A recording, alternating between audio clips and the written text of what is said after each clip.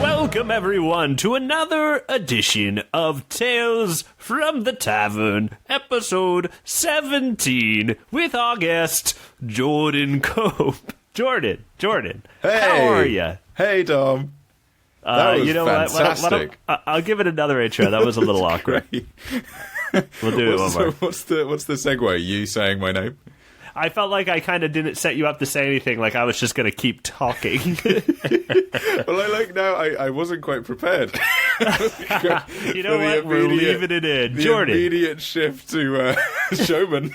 Yeah, Jordan, tell me about yourself now. This is the seamless segue. This is what they teach you in radio school. Oh, spectacular. Which I've gone to. I've gone to radio school. This is the podcast now. Yeah, this is the podcast. We're now, living the podcast life. Shooting from the hip. Whoa. Oh, I dodged it. Don't worry. Yeah, you better dodge it because we're in a sci-fi world, aren't we? Well, they famously don't really have bullets in sci-fi worlds, Dom. Don't mean to correct you, but get your facts right. Well, what if there's like one old school dude who still uses bullets? You know, that's never brought up. I'd like to put... So, I have a lot of issues, both related to sci-fi and otherwise, but specifically related to bullets in sci-fi universes. Uh-huh. Okay, so the Star Wars universe kind of popularized the pew-pew laser. Yes. But the Star Wars universe is set in the past. Yes. Is that suggesting that regular bullets are superior to sci-fi pew-pew? Huh. Or is the galaxy just so far, far away that there was no translation of gun type?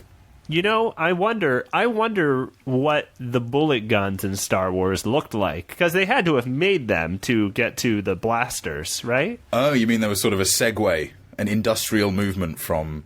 Yeah, like one day we'll have those awesome guns. Oh, okay.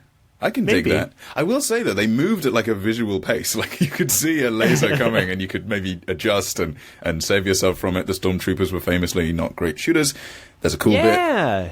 You bring up a good point, man. You could really just, like, if you see it, you could just be like, whoop, and just, like, duck dodge out of there. Yeah, I mean, what's more noticeable than a giant laser? It's bright, making it's shiny. a loud whizzing sound. I do feel like you know, hey, Dom, I've got another issue. I know I'm bringing up a lot of issues today. No, this is the one to bring it up on, because this is the science fiction episode. Yes! We're the first Tales from the Tavern science fiction episode. So if it is sci-fi related, I've set it up to be so, your issue, but if it is not, we can still talk about it. That's fine. If you've come here to learn science facts, nice try. We're here to lie to you. Yeah, with a more exciting fiction world. Science faction, get out of here. Science fiction's in town. I have a big issue, Dominic. Okay. Dominic Moschetti of California, America. Jordan Cope of also California. Of also now California. Yes. I defy you to prove otherwise. Hey, while we're here, you recently moved here. You work at Patreon, right? I do work at Patreon. And that's actually where you are right now when we're recording this episode. Patreon right now. I'm in a very dark room. Or rather, I'm adjacent to a dark room in a very bright room with nice sound equipment. I'm currently in the Patreon office. The cleaner was walking around downstairs. Hopefully I didn't scare him too much when I walked past carrying a bunch of recording equipment and scaling the stairs. I love being in an empty office at night. It's super cool. It's like being stuck in school when it's closed or something, you know? Yeah, Dom. I love being stuck in school. I'm not You've sure. You've never I been stuck in school once or twice? I think I was being in school was never really my issue. RE school. Oh, okay. Staying in school. Sorry, all listeners, stay in school, guys. Stay in school. School's cool. That's why they rhyme. And now your big issue. I'm going to let you get back to that. My big issue has been forgotten. Oh, no. No. I have a number of big issues with sci-fi, but specifically, Dominic? Yes. Specifically, my big issue? What's going on with the hats? The hats in the sci-fi world? The sci-fi hats. People either don't wear hats at all, or they wear these obscene, outlandish hats that don't look comfortable nor look cool. The hat game in sci-fi universes is out of control. Well, in Star Wars, we have hats. We have some pretty good general hats, right? Like Grand Moff Tarkin. Actually, does Tarkin even wear a hat? I don't think he does. But he's got some guys around him who wear some hats. People are screaming into their phones right now. You know what? I just got to say, there are some good hats in Star Wars. Not practical by any means. Maybe they're more helmets. Oh, I was actually, yeah, helmets don't count as hats. Okay. All right. Hats are sort of a subdivision of helmet because they're smaller, but not the other way around. Do you have a bad sci-fi hat in mind you could tell me about? Well, Queen Amidala from, okay. I don't know if you've seen it, Star Wars. Yeah, yeah, I've seen that one. It's a movie. In Star Wars, number 1, watch out for that mean menace. There is a scene, or there's several scenes where Queen Amidala is wearing some pretty outlandish headwear. Now, I don't know if it counts as a hat when your hair is sort of tied into it. I don't know if that's like transcended hat status and sort of in a new zone. But she is wearing the most impractical hat ever. It does nothing. It just moves her hair around. And for what reason? I mean, is I guess it's like a royal thing, but I mean, who's she trying to impress, huh? I know, she's the queen. she's made it. Yeah, she doesn't have to impress anybody. I know it's pretty old hat to talk about, like to rag on the first Star Wars movie. Get out of the way! Here comes a mean guy, mean menace. You know what? Dom, I pride myself on being an innovator, a mover, and a shaker. Yeah, Star Wars Episode 1 is not very good. Oh yeah, no, it's not so good. I'm not scared to say it. I know a lot of people love that movie and they'll defend it to the end of the earth, but I don't think it's very good. You know what, man? This is an unpopular opinion, and I'm happy you're bringing it up now. Speaking of Episode 1, did you see that the star, little Annie, after a 8-month stint in jail, or a 10-month stint in jail, has just left and is off to a psychiatric hospital? Oh, that's how bad Star Wars Episode 1 is. That's real dark. That's someone's life. That's sad. I feel bad for that man. That was too real. You know what? That's the thing about science fiction, because fantasy is very much the romancing of things, whereas science fiction, it is the extreme of the reality we already live in, right? It is the reality. Then we use our superhero power of patterns, of identifying patterns and going ahead and making our own patterns, and we go ahead and go, what's this thing right here? What's that going to be like in, I don't know, 500 years? And we can actually kind of like come up with an idea. What would this gun be like if it shot slow and bright? Yeah, what if guns were just like brighter? You know what? I don't know. I wonder if gun enthusiasts would like blasters. I don't know if they would. I feel like gun enthusiasts are pretty happy where they are. Yeah, no, they like things are going pretty smoothly. They like how the bullets go bang loudly. Yes, and I don't think that blasters do that too much. I will say, it is slightly odd. Now, I don't want to be discriminatory against sci-fi universes. It's a little strange that they still call them ships. This is a personal thing. I feel like maybe I don't feel like we're going to be calling the future self-driving cars in 50 years. You know. Yeah, true. Time to grow up, Dom. You know what's funny is I was actually thinking about something similar to that when I was writing my story. I was going to put a flashlight in, but I did not put a flashlight in my story. But I thought about how the people of your homeland call it a torch, right? We do. Yeah, so a torch is kind of a really interesting word for that piece of technology, because it is the same practical use as a torch, but we call it a flashlight. I don't know. I think I don't know.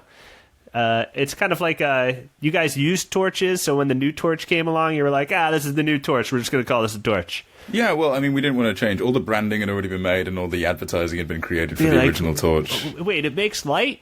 Yeah. Well, then it's a torch. It's the sun, right? You're talking about we've got that. Well, it's either the sun or a torch. That's it. That's the only two things that can make light. You guys like light, right? Yes, we do. Well, your country, I believe, is something like 45 minutes old, so... Yeah, it is. We still have dominance over there. Just kidding. Yeah. America's brilliant. Excuse me, Jordan. I'm over here, Dominic, since... You said dominance. It's a lot like Dominic. Oh, okay. No, I get the joke. That's good. I feel real good about this comedy podcast that we're doing. A roaring start. Last note on the hats. I watched a movie I thoroughly enjoyed recently called The Man Who Fell to Earth. I think I've told you about it. Yes. David Bowie in that film wears some nice hats. It is a sci-fi film. He wears some nice hats, but he wears a sports hat that's like one of those green visors hats. Like in golf? Yeah, like in golf or like blackjack table. Yeah, or blackjack table. But he's wearing it when he's playing like ping pong, and it's got like it's not a visor and it's not a full hat. It's got like cuts in it to have his hair stand out a little bit. So it was a real future design, and I actually really like that detail. You know it's futuristic when it doesn't really make any sense. Exactly. Yeah, it's not practical. Sense, it's just kind of there. That's what we're pushing for in modern culture, is to make less and less sense. Less sense. Stop making sense, as Talking Heads and David Byrne have told out, us. Guys. Yes, cut it out. Well, hey, we have to make some sense of the prompts that we have this week. Dude. Seamless segue. We have 2 prompts. Oh yeah, baby, I've been doing this a long time. We have time travel, which was submitted by Robert Moon. Thank you, Robert. We also have thank you, Robert, and we also have Phoenixes, which was submitted by Luke Noodles. Thank you, Luke, for submitting that one. If you want Luke to Noodles? vote on prompts. Yes, it doesn't seem like a real name, Luke Noodles, but it's real. He's a real guy. I know him. If you want to submit prompts or you want to vote on prompts, you can do so by becoming a Patreon supporter. You can go to patreon.com/TFTTpod, and there's all sorts of information there.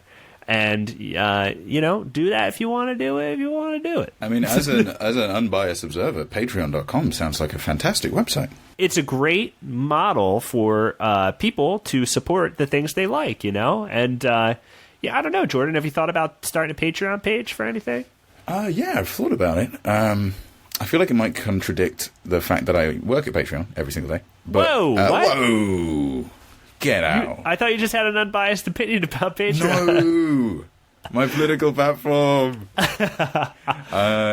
Yeah. Spoiler alert: I work at Patreon. I love it very, very much. If my boss is listening, it's such a good time. It's such a good time. It's a wonderful Jordan, place. actually, we became friends because you suggested Patreon as a platform to host something to me. I did. You knew of fantasy fiction. You knew of Continue, things I used to produce, and now you're on this show. I knew the Muscovy life. I knew what was happening. I was aware of what was cracking in the world. I stood outside your window with a boombox. Yeah, and it was. It wasn't In Your Eyes. What song was it? What song were you playing on that boombox? I was playing the Tales from the Tavern theme. Oh, you were playing the Tales from the Tavern theme. Heck yeah, I was. So that's how you met me, and then I made a Patreon page for Tales from the Tavern. Yeah, it was kind of remarkable that I made a theme for a show that you weren't doing yet. You incepted me. It's wonderful. Thank you. I appreciate that. Right? A little aggressive. Yeah, incepted. Yeah, it sounds like a little invasive. Right? Yeah. I know. I aggressively incepted you, and after that, we went into a dream world where we were producing a podcast under the premise Phoenixes and time travel. That's right. And now we are in.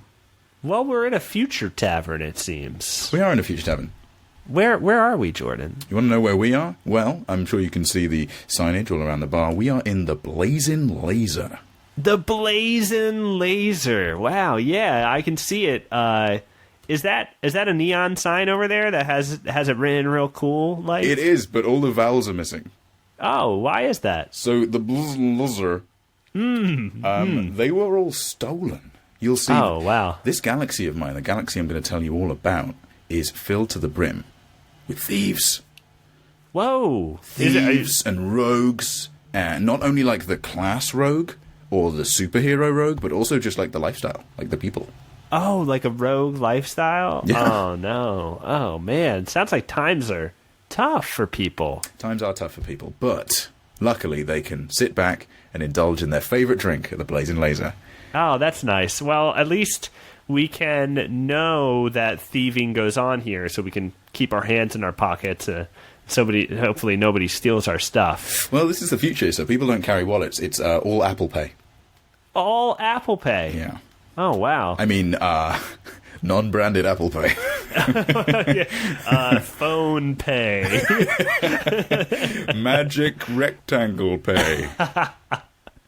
Well, hey man, that sounds pretty futuristic. I mean, what kind of beer can you get here? Or I mean, I don't know if you can even get beer anymore. What do people drink? Well, we've transcended beer. This is a gluten-free future. So the only drink you can have is Astro, trademark, 400-hour energy. Astro 400-hour energy. Yeah. Well, I mean, time is sort of relative in space, so it might be 400 hours depending on where you are. In the bar specifically, time, an hour is roughly 9 seconds. Oh, okay. So it's really not that much energy. Okay, but it sounds like a future product being 4,000. Right? It's a marketing move, honestly. The Blazing Laser is a manipulative marketing environment, but it's so nice. The wings are great. Yeah. Oh.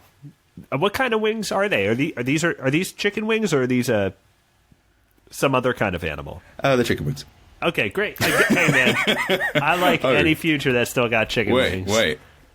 They're space chicken wings. Does that mean they are made a different way or have a special sauce? It's not important. I did want to give your listeners and you a little heads up, Dom. Okay. Partway through this story, you might think to yourself, wait, has Jordan hired a troupe of professional actors to do these amazing American accents that he's doing? No, it's just me. Oh, okay. So when you hear the American accent, you go, whoa, that's perfect. Don't suddenly run out of the room, scared by your phone, thinking that there's multiple people inside it. The only people inside it are you and me. Oh, wow. Okay. So you're kind of like a future human. You can like morph into other humans and talk like them.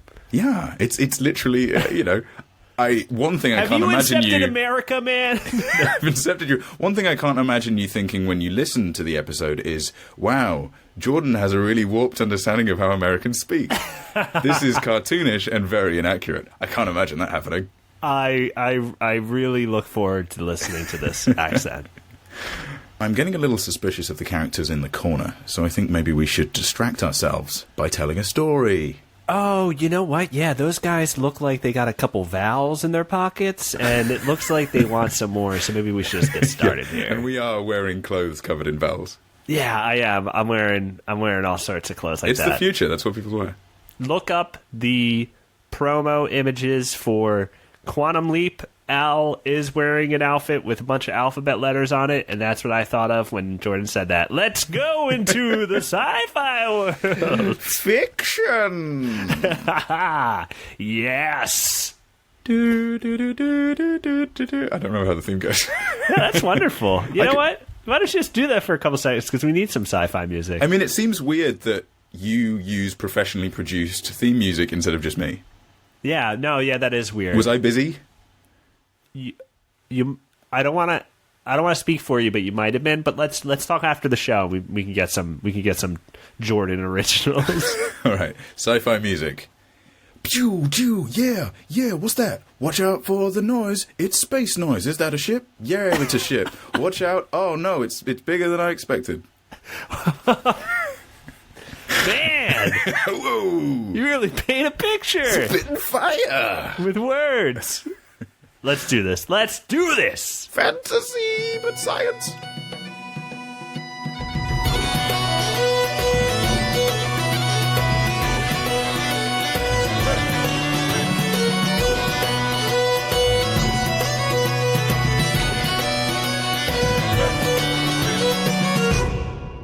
Dominic, yes. My tale of phoenixes and time travel is called Sweet Moves, Episode 4, Electric Boogaloo 2, Saturday Nights for Fighting - Episode 9, Revelations. This is the Revelations. This is when we finally get the Revelations. AKA, now this is starboarding.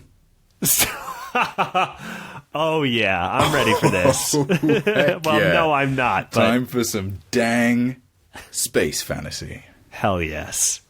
Okay. Space. The final frontier. The endless void. The cold zone. The dreamer's shack. The silent symphony. The alien's playpen, the purple secret. The ancient cubby. The double sky. The demon's walkway. The big one. the Nightman Summer Camp, Mark's house, the Frozone layer. Oh, I like the Frozone layer. That was nice. But the best one of all, space. Space. Get used to hearing that word. This is where our tale takes place. Although I guess all tales technically take place in space. Whatever, get off my back. It had been 3 space days since teenage stowaway Timothy Krang had crawled inside a trading crate, and he still wasn't sure whether it was safe to leave. His part-android physiology had allowed him to survive in there so far without sustenance, maintenance, or a mandatory firmware update. But he couldn't take it much longer. That said, it was lucky he'd made it this far. Any time over the last few days, the box could have been mishandled by the dozens of crew that had traded it and accidentally dropped into the endless void. Mark's house, the purple zone, and the other words I used. It could have been damaged or crushed during the commute, with poor helpless Tim still inside. It could have been utilized by a Slastavian, the alien race known for the suspicious amount of time they like to spend with wooden crates. Needless to say, this was a shitty escape plan, but it was his only choice. This was a shitty escape plan, but it was my only choice, thought Tim, redundantly. I'm never going back there, he continued. Not for all the space tea in Space England. Tim began to hear footsteps, and they were getting closer. Whoever they were, judging by the thudding weight behind each step, they definitely lifted. Suddenly, the top of the crate was torn off, and Tim was greeted by the hardened, granite-like complexion of a huge figure, who opened his mouth and screamed, "Khan!" for 4 minutes. Afterwards, the humanoid beast grabbed Tim by the lapels and pulled him from the crate. The hulking specimen carried him from the storage hold all the way to the main deck of this new ship and tossed him to the ground. Tim looked up and eyed a tall, middle-aged figure gazing out into the endless abyss, the frozen zone that marks whatever. Well, hot dog. Looks like we found ourselves a stowaway. The man spun around and approached the boy. You've already been introduced to my friend/bodyguard, Khan. That's KK for short. Don't mind the screaming. That's just the way all Fistoons greet, insult, complain, compliment, and fight one another. There's an elegance to it, really. You should hear him sing Kiss from a Rose. Tim remained silent and stared nervously at the man before him. Equipped with dual phaser pistols, a deep blue beret, a greying designer beard, and the eyes of a champion, the man kneeled down to take a closer look at the young android. I imagine you're wondering who I am, huh? Well, my name's Captain Corporal Commander Cody Phoenix, owner, pilot, and interior decorator of this most kick-ass vessel. Pleasure to meet you. Tim scanned the room briefly and was immediately taken aback by the refined yet subtle palette Commander Phoenix had applied to the inside of the hull. That, combined with a series of artfully chosen furniture pieces and installations, truly made the ship feel like a space home away from space home. So, now that our introductions are out of the way, how about you explain yourself, boy? Said the captain. You got a name, a home, a space social security number? Hoisting himself up on the corner of a particularly tasteful chaise lounge, the man rose to his feet. My name is Tim, and I'm on the run, he replied, shakily. Well, is that so? Said the commander, raising just one of his eyebrows so the audience knows he's intrigued. Explains the rags, I suppose, and the need for all this, space secrecy. Where'd you escape from, huh, boy? You a juvenile convict from the space wheat mines of Ulthor? You a moon thief running from the Starduster sheriffs? You a fancy pants dancer escaped from the Mormon asteroid belt known as Footloose? No, you've got it all wrong, declared Tim. I'm not a criminal. I escaped from the SS Buzzkill. Oh. The room went silent. A little bit like our Skype conversation.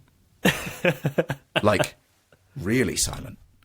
Like you'd think space was already quiet as shit, right? No way. Even the space flies stopped buzzing. And one of the flies, in fly language, went, oh shit, it's quiet, so you know it was quiet. See, nothing needed to be said. Not by KK, not by Commander Cody. They knew all about the SS Buzzkill. Every slum-singing, space-faring, dirty dealer in the sky knew the name of the largest, most powerful frigate in the solar system. 1 part orphanage, 1 part boarding school, 1 part military academy, and 1 part vegan bar and grill. The SS Buzzkill was not only the most dominant political force in the space galaxy, feared and respected by every rational mind in the solar system, but until 3 days ago, it had also been Tim's childhood home. Oh. Ugh, that smelling that kale every day, can you imagine? That sounds pretty rough, especially. I'm betting that they steamed everything. Oh, they did. They steam everything down until it's like nice and slimy. Oh, to the point you can throw it against a wall and it'll stick. Oh. No thank you, SS Buzzkill. You gross guys. You big gross boys. That said, home was a very charitable term for the SS Buzzkill. To Tim and any other soul unfortunate enough to have been captured, the frigate was more of a mobile prison, filled to the brim with aggression, hatred, authoritarian rule, and rampant institutionalized spacism. Oh. Spacism. Great pun. Terrible act. I just kind of was taken back at like what that means. Yeah, it's exactly what it sounds like. That's like super hate. It's super hate. You have to hate everyone. Space is a lot of people. It's like most people. It's most existence. Discounting other dimensions. It is most people. Spacists. Spacism. Not even once, guys. Don't do it. Don't even dabble. Great pun. Terrible thing to do. For as long as anyone could remember, the SS Buzzkill would traverse the dark seas of outer space, Mark's house, etc., searching the galaxy for promising young candidates to abduct, harness, and control. Once they were taken from their homes, each child was raised to be a fearsome yet obedient android warrior, forced to uphold the Empire's will, mercilessly destroy their enemies, and go to bed every night before 8:30. They didn't even get to watch TV. Kevin's mum lets him stay up till 9. No! It's bullshit! And Kevin told me, so it must be true. Oh, it must be. Kevin wouldn't lie. If you knew Kevin like I knew Kevin, you would take this word. You would be upset. With the SSATs, I'll let you figure out what that stands for, rapidly approaching, it would only have been a few days before Tim was forced into the armed spatial forces. But he escaped. You see, Tim didn't want to be a soldier. He didn't want to follow the military's rules. Oh, no. He wanted to be an explorer, a spacefarer, a smuggler, a treasure hunter, anything but a soldier. I don't want to be a soldier. I don't want to follow the military's rules. I want to be an explorer, a spacefarer, a smuggler, a treasure hunter, anything but a soldier, exclaimed Tim out loud for no reason at all. In this moment? He said it out loud. Okay. Oh, okay. For no reason. Please, just let me stay with you on this ship, Commander Corporal Captain Cody Phoenix. I can cook, clean, dust, and lay down some dope freestyles at a moment's notice. Well, kid, I appreciate you breaking the 6.5-hour silence that followed you mentioning the SS Buzzkill, but I simply cannot abide you staying on this ship. See, well, time's relative in space, Dom. Yes. Relative in space. See, this ain't some kind of cozy little civilian vessel with a fully stocked space fridge and a comfy bunk for you to rest your little android head. Hell no, this here is the flipping Phoenix. An additional 3 hours of silence passed. The flipping Phoenix, exclaimed Tim. You mean the flipping Phoenix? Tim sprinted over to the cockpit window and admired the hull of the legendary vessel. He spun back around and stared at the captain. But that must mean that you're the Captain Corporal Commander Cody Phoenix. The bounty hunter / extreme sports legend / stamp collector Cody Phoenix. The Cody Phoenix who single-handedly took down the Carathian bog bastard with nothing more than a safety pin, a stick of gum, and a winning smile. The Capmander nodded stoically. We've got to save on time. We've got to start combining his name. The Cody Phoenix who was crowned #1 extreme starboarder at the last 10 XXX games, known for his signature trick, the 369 inverted backslide manual denim shredder. Oh, baby. The very same, replied Phoenix. The Cody Phoenix who was given 72 hours community service for intoxication and public nudity. Oh, I'm not sure. That one doesn't sound like me. The commander hastily replied, proceeding to wipe a single bead of space sweat from his brow as he thought back to that day. Oh. Tim continued, "But if you're him, then what on space are you doing all the way out here?" The young android quickly jogged over to the ship's portside and raised his wrist, revealing a small screen running a jailbroken edition of iOS 9.2. "If my GPS coordinates are accurate, we appear to be located deep within the Devil's Rhombus, a system entirely devoid of life and exclusively populated by black holes. Surely there are no bounties for capture in a place like this."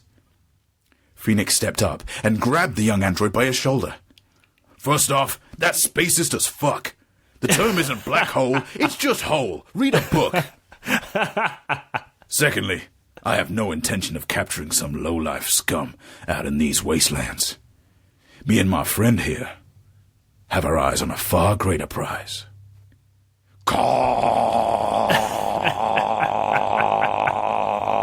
replied KK, articulately providing his own perspective on the situation, then proceeding to chew and swallow an entire gun. "That's right. We're here for glory. We're here for honor. We're here to shred the gnarliest gnar of all, the Transcendalon Spectacular." Whoa. The Transcendalon Spectacular, colloquially known as Schitt's Creek, was the largest, most unstable hole in the entire galaxy, with many considering its super double light speed requirements to be downright unshreddable. If the legends were to be believed, no starboarder had ever successfully rode the Transcendalon Spectacular without being subjected to an agonizing death via spaghettification, which is a real term. No, seriously, look it up, Bing that shit. Really? Bing that shit, Dominic. Really? Yeah, to elaborate, Right. It's like if you get stuck in a black hole, the idea is that you will be stretched out and feel the suffering for like an infinitesimal amount of time. Oh, that's so crazy. Kind of neat, though, right? And it's called spaghetti? Spaghettification. Spaghettification. Spelt the way you think it is. Oh, my God. That sounds horrible. I hope it never happens. I can't To promise me. anything. It can happen to other people. It just can't happen to me. It can happen to anyone else. You know what? April Fool's has passed. I thought about spaghettifying you. I'm sorry I ever even brought it up. Okay, great. Phew. Thank you. Thank My you for bad. not. Thank you. Thank you. Tim paused for a moment. Never in all 15 of his space years had he met dudes as radical as these. And he wasn't ready to let them abandon him. "Let me join you. I too want to be a radical bro, a dope dude. Let me become a starboarder." The commander laughed. "Ha ha ha ha. I'm laughing." That's how you know he was laughing. Yes. "You don't just become a starboarder, boy. You're born one. The shredding don't come from your head, it comes from your heart. You gotta have it in your blood. Me and KK each come from long lineages of world-class starboarders. And if you don't have that fire pushing through your veins, the boards won't even activate." Tim sighed, frustrated. But why can't I just give it a try? Give me a chance. I'm sure I can..." "Caw," replied KK, with a wisdom beyond his years. "Caw, caw, caw, ha, blah, caw," he continued, effortlessly mediating both parties' positions, whilst ultimately siding with the commander. "Well, I guess I hadn't thought of it that way," Tim replied, defeated by KK's unrelenting charm and enthusiasm. "Then it's settled," said Phoenix. "We'll book a course due space north, and we'll drop you off at the nearest spaceport with enough credits to let you start a new life." Suddenly, a shrieking feedback sound was heard, followed by a woman's voice. "Attention, dickbags!" The crew fell silent. "I'm not a dickbag. Maybe she's talking to you," pointing towards Tim. Tim shed a single tear.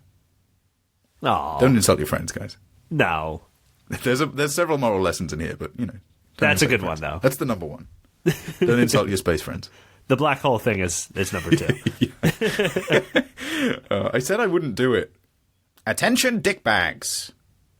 The crew fell silent. "What in the pissy shit biscuits was that?" shouted Commander Phoenix, dropping 2 quarters in the space swear jar. Cut to close-up zoom on Tim's face, just like in Jaws. "Oh no, they found me." KK leapt over to the periscope and gazed upwards. Sure enough, floating 45 space kilometers above the flipping Phoenix, armed with a smorgasbord of cutting-edge equipment, elite soldiers, deadly firepower, and unrivaled kale recipes. The SS Buzzkill. No! Caw,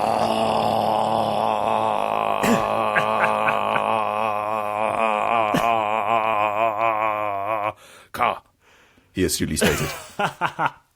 Son of a dad! Exclaimed Commander Phoenix. They tracked you here, kid! We are here to collect our property, spoke the ghastly authoritarian voice, who is most definitely not based on my second-grade teacher, Mrs. Smith. Prepare to be boarded, you hippies pieces of space turd. Oh. Again, really can't emphasize how little that character is based on my second-grade teacher, Mrs. Smith. Fuck you, Mrs. Smith. I'll eat in class if I want to. Get off my back. While we're on the subject of her. This is a lot. I don't mean to divulge. I was hoping I could use this platform to finally get back at Mrs. Smith. Fuck you, Mrs. Smith. My beatboxing is great. Suddenly, all manner of thunks, whacks, and bonks, and other onomatopoeia, were heard on the roof of the flipping Phoenix. The crew stood silent, scanning each window for a look at their airborne assailants. What could even survive in the freezing darkness? I'm going to bet robot or android. What do you think, Dom? Robot, android, holes. The holes, yeah. Yeah. Space is prolific with holes. Yes. Full to the brim. Okay, so I'm going to go with robot, android. You comfortable with that? Yes. Okay. Bonk. That's the sound of a hull getting ripped open. that was a good space sound. Bonk. Yeah, that was good. Just like that, the hull was breached and a cavalcade of terrifying androids, great job, began to burst onto the deck. Sweet baby space Jesus, said the captain, recklessly taking our intergalactic lord's name in vain. Wow, yeah. Are those Securitrons? Worse, replied Tim, shuddering as he spoke. They're Insecuritrons. Oh. The SS Buzzkill's primary grunt force, armed to the teeth with the most lethal equipment and training in the known universe. The Insecuritrons were a force to be reckoned with, both physically and mentally. You see, the Insecuritrons' greatest weapon was not their shoulder-mounted phaser cannon, nor their retractable diamond-encrusted brass knuckles. No, their most dangerous weapon was their words. Each of them created using the brain of the military academy's most prolific school bullies, the Insecuritrons were specially trained to identify and exploit their enemies' most coveted insecurities. Oh, no. And could turn many foes into weeping wrecks in more than a few sentences. Feelings are important, guys. Call your parents. Call your parents. That's good advice. Take a break. There's a lot of moral fiber in this story. Yeah, Jordan, you're a really great writer, man. You really tell an exciting tale. Just sidebar in the middle of your story. It's good. In different fonts, good messages. So people know it's important. Great messages. If you haven't already, call your mom and dad if you can. If you were talking to them before listening to this episode, like maybe Skype them in so they can listen too. Call them back. Yeah, call them back while listening.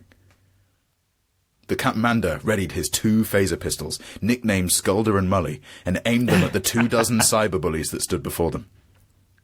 Get it? Cyberbullies. Because cyberbullies are a thing on the internet, but in this context, it's like a more literal... It doesn't matter. The Insecuritrons, however, remained perfectly still. What the heckity hell ding-dongs are they waiting for? Shouted the commander in a weird tone. Tim quickly transformed his robotic arm into a plasma-powered pizza cutter and took up ranks next to the commander. They're analysing you for emotional weaknesses. Within moments, they'll have isolated our greatest insecurities and will be at their mercy, he replied. The captain laughed, chuckled, guffawed a little bit. Guffaw. Emotional insecurities? I'd like to see them try. I've defeated countless enemies, bedded thousands of beautiful space tail, been awarded every medal, trophy, and stick-on tattoo in the known galaxy, and even completed a full push-up on the 3rd moon of Gravitron, the densest, heaviest atmosphere in the whole goddamn solar system, probably, said the captain, full of vigor. Suffice it to say, there ain't a single thing that could challenge this rock-solid state of my... This carpet clashes with the couch, said Insecuritron 1066. The room fell silent, as a single tear fell from the captain's bowed head. As the salty raindrop landed on the waterproof surface of his camel-coloured Timberland work boots, the commander lunged forward. It's a deliberate contrast. It gives the room aesthetic depth. He screamed moments before plunging his thumbs into the carbon fibre eye sockets of Insecuritron 1066. Needless to say, the fight was like Donkey Kong. Without hesitation, Tim revved up his pizza cutter and performed a sweet dodge roll between the legs of a charging Insecuritron. "Whoa!" Jordan said, reading the story. Then, thrusting his hand directly upwards, Tim proceeded to slice the metallic monstrosity in two, starting with his Robo-Scro. Oh! Suddenly, before Tim had the chance to make a sweet pun like, "I guess he didn't make the cut," or "divided he fell," the dispatch despot uttered one final phrase. "Nobody will ever want to listen to your mixtape." Oh! Too real, man. Too much. Too real. Tim gasped. "No, that's not true. That's impossible." Across the room, KK and Cody were going to town on the android armada. KK, having melted one bot's face with a war cry, had fashioned the molten metal into a pair of fashionable steel boxing gloves, each engraved with the phrase, "Stay chill, always kill." So far, none of the Insecuritrons had managed to identify a single point of emotional vulnerability in KK, whose emotional maturity and sense of self were a marvel to behold. I really like KK quite a bit. I gotta say, I really enjoy KK. I'm digging this dude. I'm glad he didn't describe him either. So. Yeah. Because I have a picture of what he is in my mind, and he's awesome. I want to project. All I've given so far is that he has a granite-like face. Yes. I love Which, it. I mean, don't we all in a way? In a way. If we want Sometimes. to hide our feelings. Some days, yes. Some other days, no. Continue. Thank you, Dom. I mean, do you need a few more minutes? I can hear the some tears weeks hitting the desk. maybe, other weeks maybe not. At his side, releasing a cavalcade of tears and phaser blasts in equal measure, was the commander, who remained an efficient killing machine, despite being subjected to some truly damning comments about his choice of wall furnishings.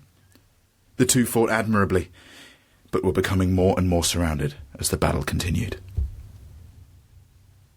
Tim, having recovered from that sick mixtape burn, rejoined the fray by attempting to dropkick a nearby robotic rival. The Insecuritron effortlessly parried the young boy's attack and hurled him into the commander, who fell to the ground next to KK, who had been deeply hurt by a jibe against his fashion sense. As the horde of inconsiderate automatons crowded around our heroes, all seemed lost. "Well, looks like I'm gonna die the way I lived," said the commander, "as a white male." "Not if I have something to say about it," exclaimed Tim, raising his robo-wrist once more. "Siri, disengage artificial gravity." After 3 to 5 seconds of very tedious loading, Tim's wrist responded, "Sorry, I don't know how to instigate fish oil gravy." "No, Siri, disengage artificial gravity." "Playing DJ Tim's freestyle mixtape." No, the ship's No, the ship's internal speakers began to play. "Well, my name is Rappin' Tim, and I'm here to say that it's fun to rap in an android way. Spacism ain't no good, it's kinda whack. If you're rude to me, I'll kick you in your slacks." God damn it, Siri! Just turn that thing off and turn off the thing that stops us from flying out the hole in the ceiling. Suddenly, a large clunk was heard from the ship's interior, and one of the Insecuritrons looked at the camera and said, "Oh boy." That's how you know it was dramatic. Yes. Within seconds, everything from robo-killers to tasteful chaise lounges were flown into the void of space. Mark's house, the endless frozone layer. Captain Phoenix quickly magnetized the crew's boots with his phasers, which is apparently a thing he could do, and then took a step back to admire their handiwork. "Who's tacking now, you robo-asshats?" shouted the captain. "Your mama," replied the last Insecuritron, moments before being catapulted into the side of a passing space garbage ship. Doing his best to ignore that incredibly sick burn, the captain turned to Tim and spoke. "The ship's sustained way too much damage. It's gonna blow any minute. There's only one way we're getting out of here alive. Quickly, to the starboards." Oh, yes. Oh, shit. Oh, shit. That's me, that's not the characters. The characters are also, as they walk over to the starboards, going, "Oh, shit," in unison. And then he's going, "God." Yeah, God. Yeah. God. Tim grabbed what he considered to be the dopest-looking board from the rack and placed it on the ground. The commander shook his head. "I already told you, kid, the boards won't react unless you come from a long-established line of starboarders. Just get on my board with me and I'll... Tim placed his foot on the centre of the long neon board. It activated immediately, entering a hovering stance and placing an oxygen shield around the young android. Oh, shit. Well, tickle my space biscuits. The kid's a natural, exclaimed Captain Phoenix as Smash Mouth All-Star began to play. Is your listener base old enough to know that song? Oh, yes, no. We've all Specifically seen from Shrek. We've all seen Shrek. We've all seen Shrek. Yeah. Little aside, since we're here, I once tweeted, just unprompted, no ats or anything, I tweeted, I wish there was a Smash Mouth's greatest hits, like as a joke. Uh-huh. And then the lead singer of Smash Mouth responded to me with, dude, there's only one. Wait, what? Yeah. That's a real thing that happened. Really? Yeah, I'll have to find it. It was the weird thing was I didn't like at Smash Mouth or anything. I just put the word Smash Mouth. He just has like a vanity search going on. Yeah, he was trawling the net for Smash Mouth references, and I was like, I wish there was a greatest hits. Yeah, please screenshot that and send it to everyone. It's just like, dude, there's only one. He's self-aware. Yeah. Without hesitation, our three intrepid heroes activated their boards and jettisoned from the flipping Phoenix, making sure to perform dope kickflips while doing so. Nice. It gets you points. The commander gave his solid golden vessel, which was shaped like a hand giving the middle finger and engraved with hashtag Feel the Burn 2016, one final look before flying off into the distance. A little bit of a political satire for you. Yes. Yeah, I didn't tell you this was going to be a sophisticated story. Well, it has been, for Shocker. many reasons. That was insane, shouted Tim. I can't believe we made it out of there. The captain sighed. Chill your space boner, kid. We ain't out of the woods yet. They're gaining on us. Tim turned his head and saw it. The SS Buzzkill in hot pursuit. He turned back towards the commander and KK, who were currently grinding along the exterior of an asteroid and getting ×2 bonus points. We'll never outrun that thing, lamented Tim. It's equipped with state-of-the-art booster capacities and can travel at super double hyperspeed in a moment's notice. To even have a chance of escaping them, these boards would have to travel at super double light speed, the commander said, smirking so you knew he was thinking of something. That's when they saw it, peeking over the horizon of a nearby star and dead in the center of their escape route. The Transcendalon Spectacular. Oh. The commander pop-shoveted out of a Nolly manual and turned to Tim. This is it, kid. This is where you prove whether you have the stones, the bones, and the cojones to be a radical dude. There's still time to turn around and return to your life of space servitude. Me and KK would understand. Tim paused and lowered his head. After a moment, he whipped his gaze to Captain Corporal Commander Cody Phoenix and spoke. Let's motherfucking do this, you motherfucking motherfuck. Phoenix shot Tim and KK a wry smile, and the three entered the Transcendalon Spectacular. The Doctor Who theme plays, and we fade to white. Executive producer, Dick Wolf. Was that the end? You know what, Dom? I'll be honest with you. There's a post-credit scene. Oh, shit. Okay, I'm sitting back down. Everyone sit down. Yeah, Everyone sit down. You stood up and stood on your desk. You knocked everything off of the desk and I demanded picked to up hear my more. popcorn and my soda. I'm sitting back down. I'm snacking on it. Okay. Post-credit scene. Tim opened his eyes. In front of him sat his two compadres out cold, tied up in the back of a rickety wooden carriage. Though it was difficult to see, he could feel the same wicker harness that held them binding his hands and feet. Tim scanned the interior of this pine-scented birch vehicle, the walls adorned with various pelts, belts, and felts. On the floor lay several large crates and barrels that rattled as the vehicle bounced along the dirt road. Tim listened closely. At the front of the carriage, punctuated by the clip-clop of what he assumed were robotic space cows, Tim could hear the muted humming of a particularly jaunty tune. It's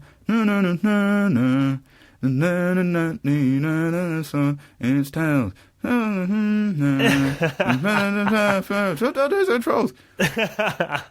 Tim called out, Hello? Is somebody there? The carriage halted, and the robotic space cows neighed. What? After a few moments, the voice of a small, elderly creature replied. Ah, you're awake. I'd pop back there and shake your hand, but I'm afraid I can't stop riding for too long, else we won't reach our destination by sundown. The carriage lurched forward, and the chorus of clip-clops began once more. Who is this? Where are you taking us? I'm starting to get irate, shouted a now rather irate Tim irately. Well, after I saw you and your fancy friends drop out of the sky, I knew you must be demons of some kind. I nearly drove on by without getting involved. But then I thought to myself, come on now, Thimble. You always let your nerves get the better of you. That's the whole reason you've never asked that girl at the toffee shop out on a date, and it's the whole reason why you're still a lowly merchant. This is an opportunity to finally make your riches. Demons do awfully well on the black market, you see, and I... Wait. What do you mean, demon? I'm just a kid, and these are my friends. Nice try, demon. You can't fool old Thimble, though. Only two things fall out of the sky, steers and demons, and I don't see no hordes. Well, that doesn't make any sense. That's quite enough out of you, demon. Now sit back and relax. The journey to my home realm isn't long now. All we have to do is follow the southern path along the dirt road, and then take a left turn in Motherfucker's Crossing. We'll be there in no time. Tim sighed and leaned back, reclining against a particularly stanky cask of ale, which could be questionably considered legal. Can you at least tell me the name of this home realm of yours? He said, defeatedly. You haven't figured it out yet? It's on the war banner right in front of you. The one in the dope-ass graffiti font that I designed. Tim looked up, focusing hard to decipher the peculiar, ragged banner adorning the wall above his friends. After a few moments, he read the name aloud. Orc Spire? Oh! Oh! Oh, shit! Oh. They time traveled. Wait. Hold up.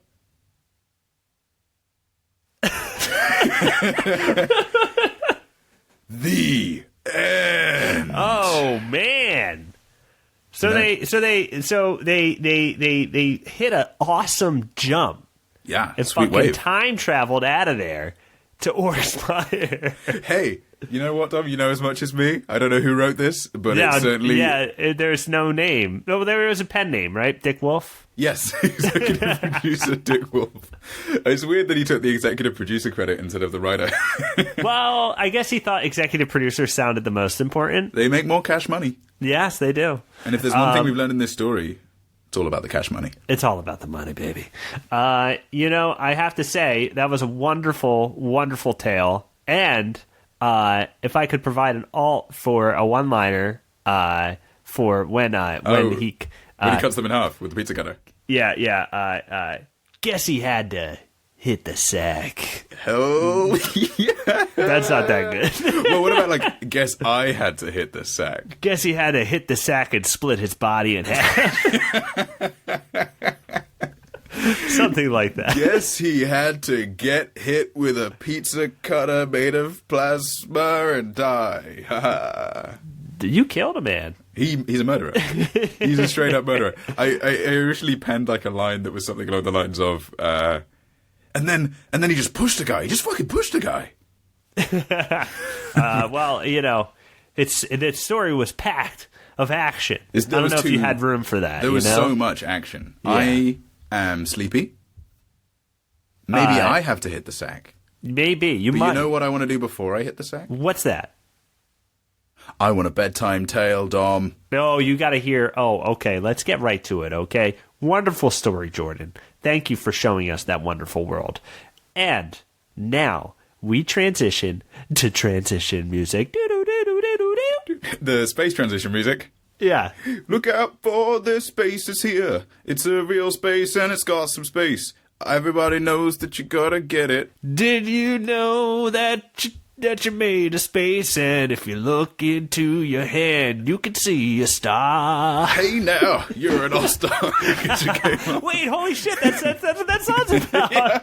Hey now, you're holding a star. Wait, that's it. He's not saying you're an all-star, he says you're all stars.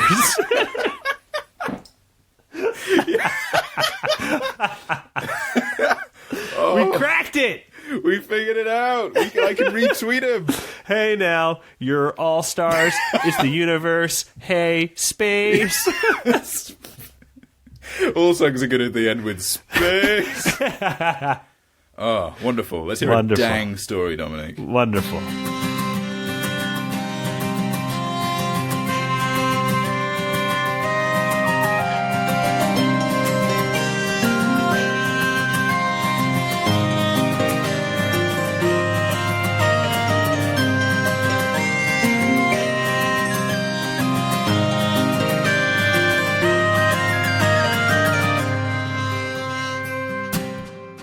All right, Jordan, you ready for my tale of time travel and phoenixes? I think I'm a little bit too ready.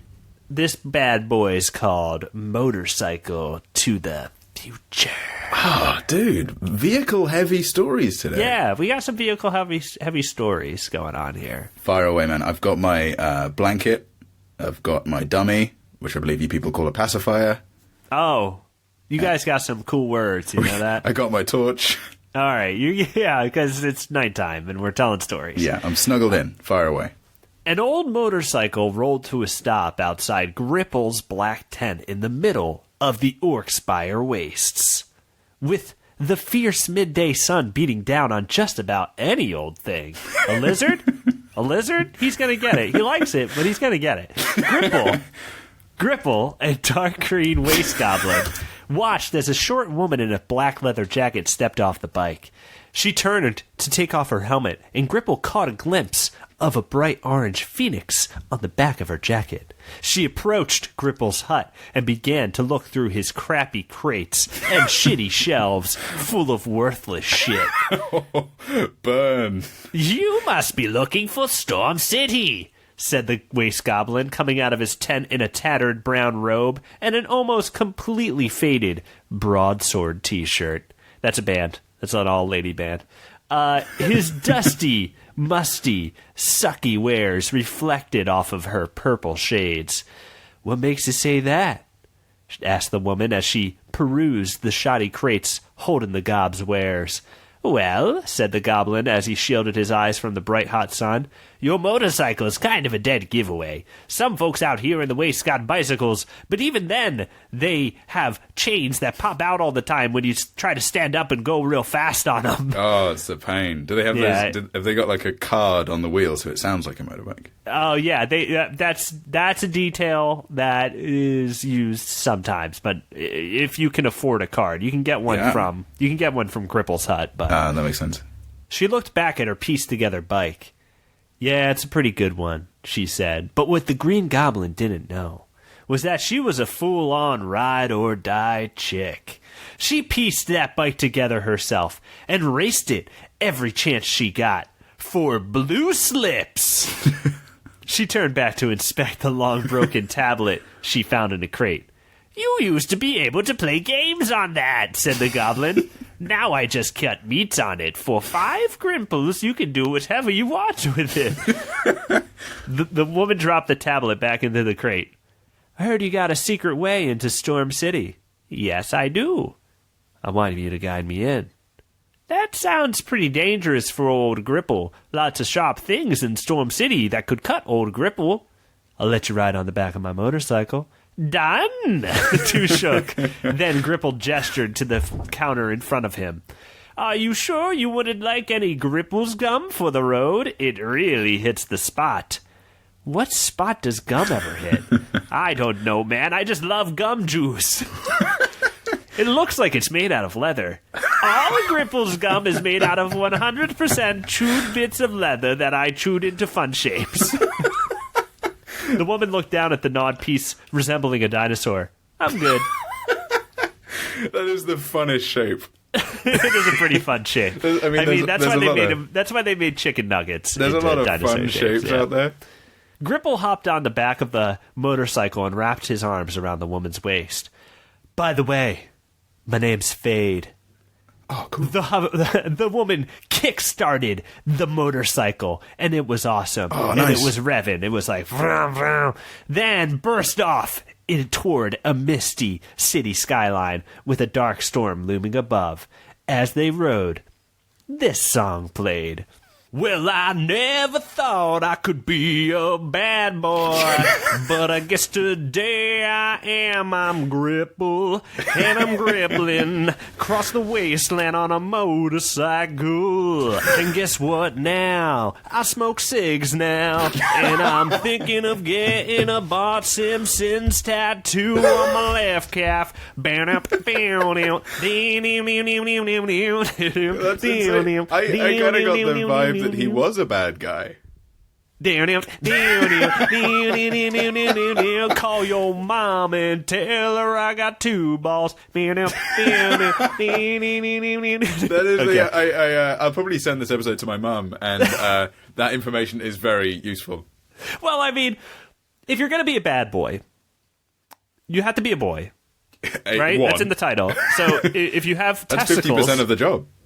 Yeah, I mean, if you don't have testicles, you can still be a bad boy. Yeah. But, now he feels like a real bad boy. He never thought he could be a bad boy, but today he is.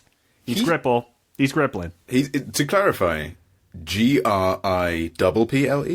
Yes. Okay, so Gripple, he is not a bad boy. He's a good boy. Well, that's what he's been living up to this point, and then he rode on the back of a motorcycle, and it kind of changed his life. And he started smoking cigs.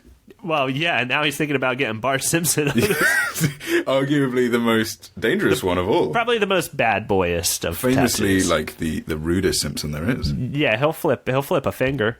Not sure which one, but he'll do. He'll flip one of them. Fade let up on the speed as the two coasted toward a large sewer pipe some miles outside of Storm City. Here it is, said the waste goblin. Huh? This kind of seems like an obvious choice for a secret entrance. I mean, shouldn't the city have closed this off?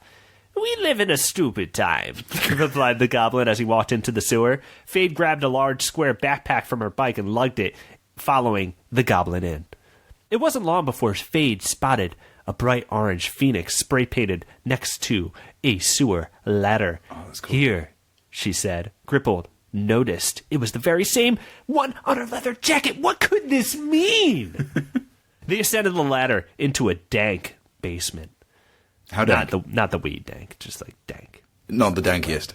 It's like wet. Yeah, not the stankiest. Like, it's just wet. And it probably stinks. The entire building dripped with cold, wet floors, like that of a public pool bathroom, lit by gross emergency lights. The building was nearly empty, with trash and trash beds. Fade took off her jacket. Outside, a series of wooden canals carried water in every direction across the buildings, giving electric life to the city. Fade couldn't help but stare out the window in awe. The sound was hypnotizing. She snapped out of her gaze and searched the area. She spotted a somewhat clean socket on the other side of the room. There she unpacked her large square backpack and set up her rig. An illegal computer made from old computer parts that's awesome at hacking and 100% illegal, ride or die. Holy crap. You could play like Crysis 3 on that. You could play Crysis 3 on it. You could play Warcraft 2 on it. Get out. Yeah, it's good. It's a good computer. Looks like someone's trying to steal some of our juice, said a voice. Fade and Gripple turned to see a large woman with a cool purple hair. She had awesome purple hair, standing in the doorway with a bright blue Neo troll and a nuke elf behind her. Whoa. No one steals the Phoenix Downs juice, shouted the nuke elf. What kind of name are the Phoenix Downs? Asked Gripple. Because we resurrect each other, okay? All of our lives used to be shit, but then we lifted each other up to the powerful position of gang member, and we all got knives. Yeah! Screeched the bright blue Neo troll. I'm kind of siding with those guys. These guys have a really positive attitude. Yeah, I mean, they just want to help each other out, right? Hey, and I know that girl has really cool purple hair, but these guys, they got knives. They got knives. They got friendship. Yeah. The two things you need in life. Well, I think they might just be a little misguided. And here's why. They want to kill. And I don't think you should. But anyway, yeah! Screeched the bright blue Neo Troll as each of the gang members drew a hooked blade. They creeped around Fade and Gripple, surrounding them in a way that also looked like they could break into dance at any moment. But you weren't sure, so it was uneasy, but you could almost feel the rhythm. You know what I mean? I'm excited either way. This is what they mean by the rhythm is going to get you. Is that it would creep around you and pounce you. Yeah, like I mean, it would murder. encircle you first before getting you. Hey, you're that hacker that screwed up that job, said the purple-haired woman after getting a closer look at Fade. That big important job that was going to make us all a bunch of money. But instead, we lost a bunch of money. You owe the Phoenix down a bunch of money. No specific amount. No, it's just a bunch of money. The Neo Troll slashed at Fade, but she sidestepped it and jujitsu'd the arm back, slashing the blade across his face.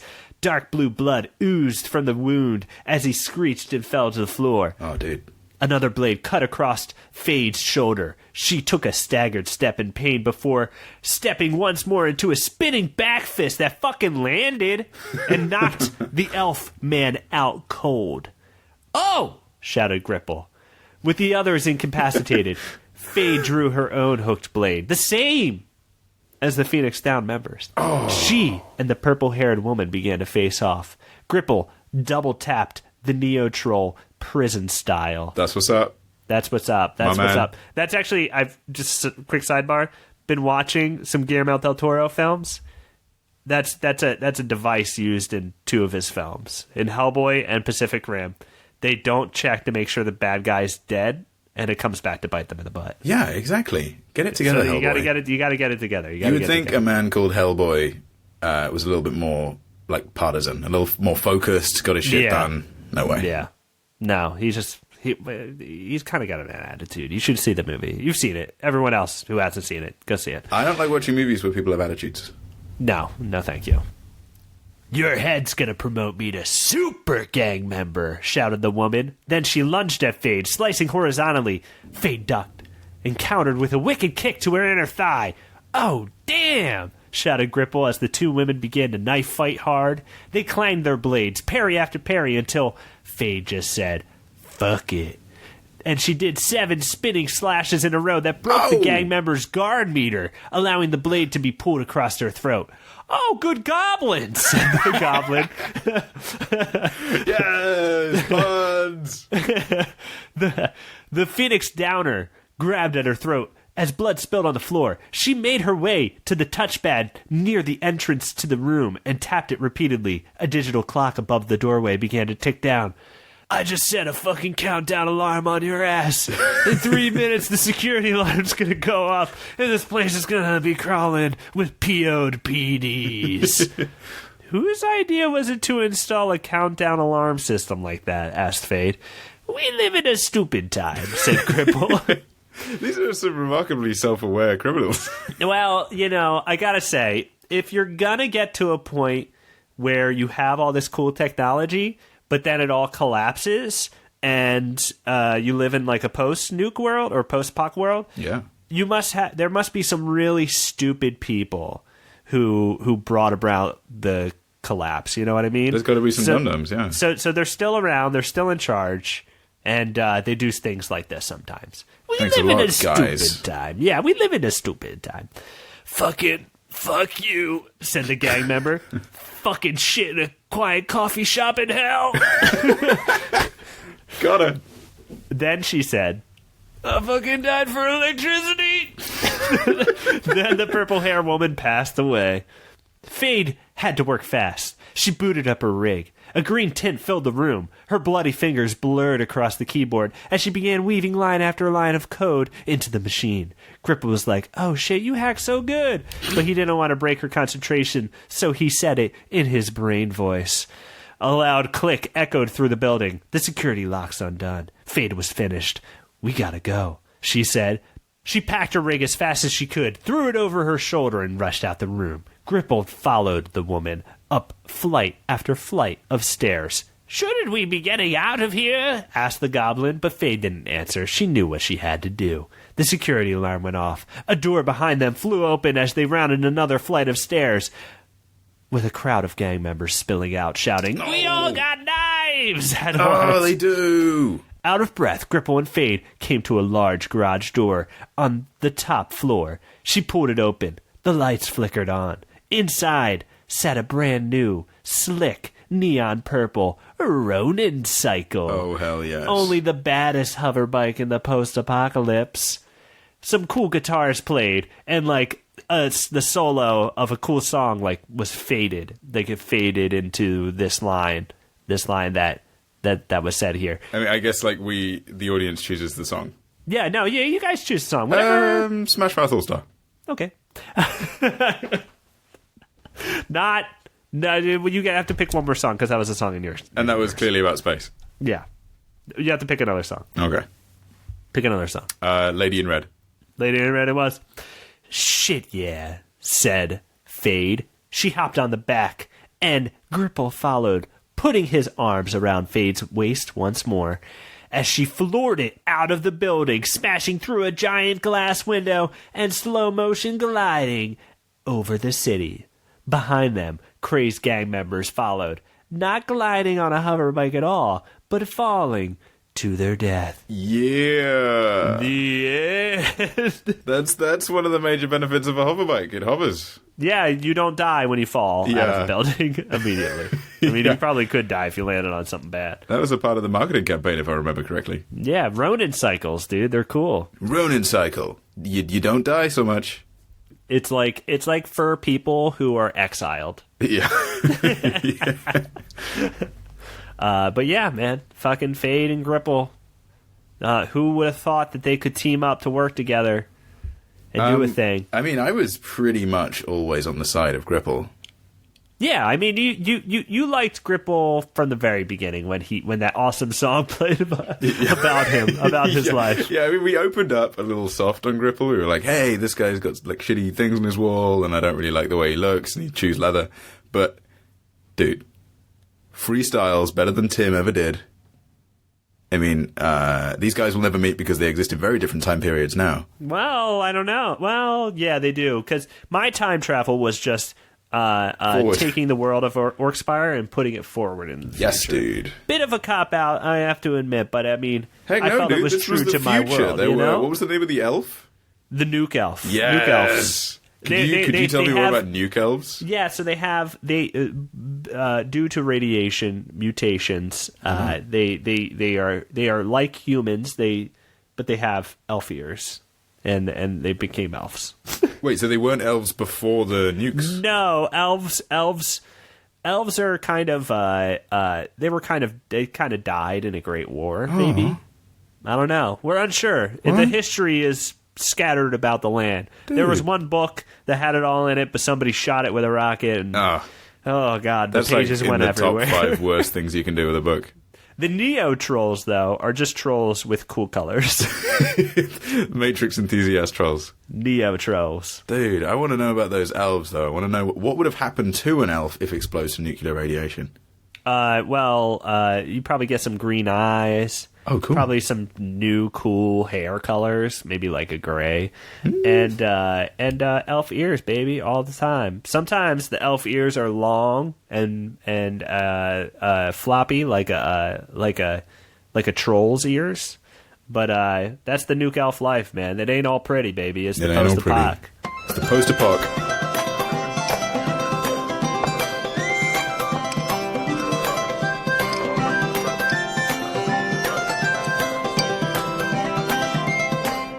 All right, man. You know how they say astronauts, man, things happen to them after they go to space? I feel like a different man. And I feel like I feel what they felt. Would you say that you're I'm changed. Spaced out? Yeah, baby. Dude, nice. I've been drinking a lot of 400-hour space energy. So a little loopy. We went light speed. Light speed. We went you think it's gonna be light? It's not. It's heavy, baby. We went heavy speed today. Yeah, heavy We went cream. super double light speed. We went in the Transcendalon Spectacular. We walked down. Yeah. We met some nuke elves. Shit went crazy. Dude, Khan, or KK as we know him. KK, yeah. Probably the greatest science fiction character ever created. I mean, probably. There's not a lot of competition, right? Yeah, I'm just gonna go ahead and say that as law, Yeah. as space law. He's the best one. You're on the Sci-Fi Council, right? Yeah. Oh yeah. No. Yeah. Yeah. Oh my god. He's an Academy Award winner. Who's that? Me? No, KK. KK. Nice try, Dom. Wait, he won an Academy He Award. won an Academy Award. The Did I not Academy mention that in the Award is story? still around. The Academy is still around in the future. 'Cause Yeah, I don't think it's way bigger now. It's actually run by DiCaprio. How bad do you think the Oscars are going to be in like 30 years? In 30 years, I feel like you'll just be able to vote. You'll be able to like tweet in your vote. It'll probably turn into fan voting. It'll right? be the MTV Movie Awards Oh gosh, yeah. or like it Spike will. TV. Best kiss. Best fight in a movie. So stupid. performance in an action movie. Best shoe. Sickest backflip Oh. in a romantic drama. You know, I can't bash MTV too much because they just wrote an article about my project, so that was nice. They did, Dom. Yeah, they I did. renege my plug moment, and I want to Oh. plug you.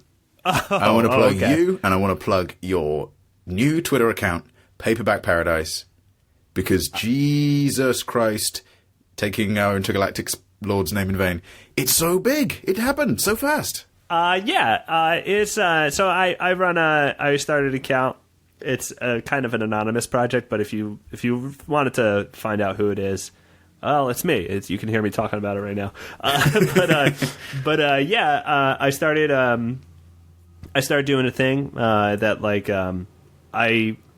I did at the Soup. When I worked at the Soup, I had to create just random internet content. And one of the things I remembered that I enjoyed seeing on like Something Awful forums was when they would retitle Choose Your Own Adventure books. So I was like, oh, okay, I'll just retitle books. I'll Photoshop book titles, and I started doing that. And and people liked them. And so I started an account 1 month ago, and I started doing that again for my own personal work. I don't work at the Soup anymore. And it kind of took off 1 month later, and it's popular. It's crazy. It's crazy popular. I mean, since this is a storytelling podcast, let me present it in a narrative form. Oh, okay, yes. Oh, I'm gonna perform it like it's live. Okay. Oh, what's this? A text from Dom Moschetti. It says, look at this picture, what I done. I don't remember the exact tone, but I think that was about it. Look at what I done. Look at picture I have done. I look at the picture. Oh, funny. It's a little archaic paperback book with inappropriate comment. Yes. Neato. Yes. And I laughed a lot, and I cried some tears, and people looking at me were very confused. I scared some people on my commute home. I distinctly remember that. And I go like, whoa, sick, amazing. I think these are the best thing in the world. But I have a very dumb sense of humour. I wonder if the rest of the world will think they're the best thing in the world. Smash cut to, 2 weeks later. Oh, look, an AV Club article about Paperback Paradise. Yeah. Isn't that the thing that Dom does? Crazy. Everybody listening, go on your little computers. Go on your special hacked computers that aren't allowed in the post-apocalyptic future. Your rig. Get your rig out, turn off Crysis 3 and Warcraft 2, and look up. You're playing simultaneously, I know What's you the vanity? Just Paperback Paradise? Yeah, if you just search for Paperback Paradise on Twitter, I kind of put a placeholder, and because Paperback Paradise doesn't fit, so it's like PAPRBCK Paradise. Yeah. I was like, I'll fix that later, something that I could say easier. And then it took off, so I kind of had no chance to change it. As long as 1 million people don't follow it. Yeah, well... Dude, I am more excited about this than anyone else in the universe. Even if it wasn't you, I'm just excited that the world is appreciating the goofy bullshit that I find entertaining. Oh, yeah, that's what's so surreal, you know, I've been doing shows like this for a long time now, and I have great people who listen to this show who are so wonderful and send me very nice messages about how much they enjoy the show.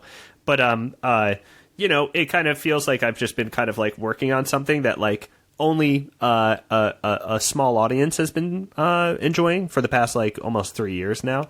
So like I've kind of been working away on something for a while, and then I started this other thing, and like it kind of got popular quickly, as we said, and I feel naked. I'm like, don't look at me. So that's why I'm happy it's anonymous, because I'm like, no, I'm not ready. Whoops. Guess we should delete the last 5 minutes. No. This is fine. This is totally fine, because this is, if anyone should, if I want to talk about this with anyone, it's people who listen to this show. We want to talk about it with you, Chris. And Luke Noodles. And Robert Moon, who's got my favorite name. Also, Moon Thief. Can we talk about Moon Thief in your story?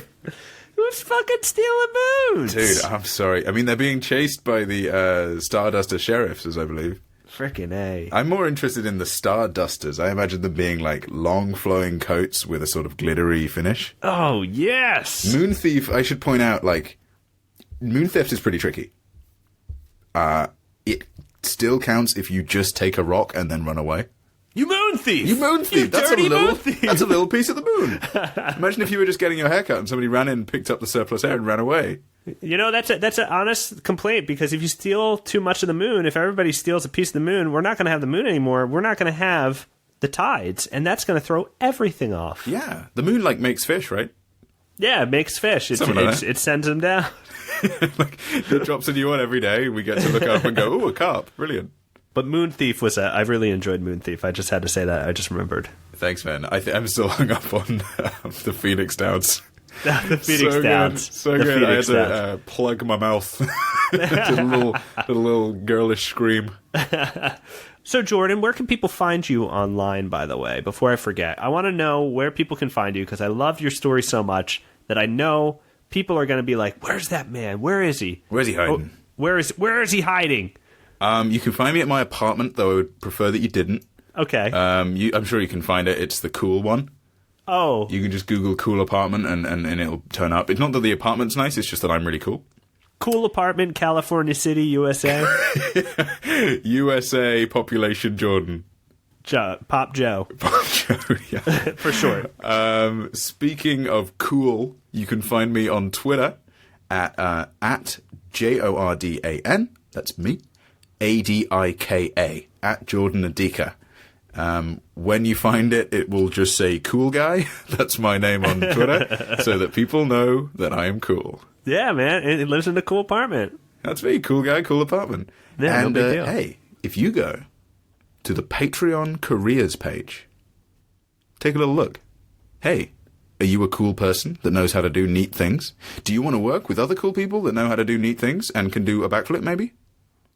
Check it out. Well, that's wonderful. It sounds like a great place to work. I mean, you flew all the way from your homeland to all the way to San Francisco, which is a pretty cool place. I flew all the way from the motherland, England, although people here seem to think it's Australia. That's so weird that they would think it's Australia. I feel like that's a totally different accent. I think maybe we should just blend all the other countries together. Yeah, make it all outside America. It's very inconvenient for Americans. Yes. Say England, Britain, Scotland, I don't know, just, foreign. Hey, Jordan, thank you so much for coming on the show. It's been your fun. story was wonderful. You have to come back, and we have to do science fiction again, because I got to learn more about KK, because he's got more adventures. He's got more adventures. I'm thinking of maybe doing a solo story, which is mostly dialogue focused. Which is just him, maybe just waxing lyrical about his life up until now. I love it. Talking about his background. He's got a lot to say. It'll be like storytellers. Yes, he is something of a storyteller. The VH1 show. Do you remember that show? No. It was like, I think that's what it was called. It was like storytellers. And it was like behind the famous albums. And they were like, when we were making that song, I didn't have jean shorts. Let's imagine that's every episode. That's every episode. I didn't have jean shorts and I wanted them so bad. And then after that song, you guess what? I had jean shorts. Because the song went like this. A jean, my shorts. Jean my legs. Jean legs. Yeah, the long version of jean shorts just called jean legs. Jean legs. Jean legs. That's what you call them in England, right? Yeah, jean legs. Jean legs. Oh, man, I gotta go Crumpet get a new clothes. pair of jean legs. Oh, blimey, I'm going to put on my new jean clothes. Oh. Well. My jean suit. That's Canada. Sorry, Canada. That's English canon. English Canada. Not that French Canada. The English Canada. And we've officially created a canon for England now. That is officially what they say. Yeah, jean legs. Yeah, we don't need to prove otherwise. No. The burden of proof is on England. Go to the store and get yourself a torch. You'll need it when the lights go out. Tonight. Okay. All right. Jordan, thank you so much for coming on. Dominic, thank you for having me. Thank you for having a cool Twitter page that everybody should check out, called Paperback Paradise, but spelled in a weird way. Thank you. You should also go to the Patreon careers page and then apply for something so you can be on patreon.com because it's a cool website and you can hang out with me. You can meet Jordan. You can meet me. I won't talk to you. Unless you bring up his awesome story. Yes. Then I'll if you walk up to me and you say, oh my god, are you Jordan Cope? I will go, no. I will immediately say no. And then you'd be like, wait, hold on, Dick Wolf? And you'd be like, yes. Executive producer? And I'll be, executive producer / writer, Dick Wolf. It makes me laugh. It makes me laugh. Well, I'm going to go listen to Tim's mixtape a little more. Okay. Hey, I'm going to go get out listen. of this tavern. It's getting a little crowded. Yeah, it's getting a little crazy in here. I don't see a Val anywhere. No, the vowels have continued to leave. To be honest, I'm struggling to use them. I feel like I'm pushing them out a little more. Than usual. Yeah. That could have been all the 400-hour energy there. You know what? Let's get out of here before I get myself another 400. Let's get out of here before I get myself another 400-hour energy. 4,000 hour. We have a special way of saying goodbye in the Blazing Laser. How do they say farewell? Have a nice day in space. Thanks for having me, Dom. Jordan, have a nice day in space. Have Everyone a nice day listening, have a nice day in space. We are all in space. Thanks for listening, everyone. We'll see you real soon. Bye-bye. Bye.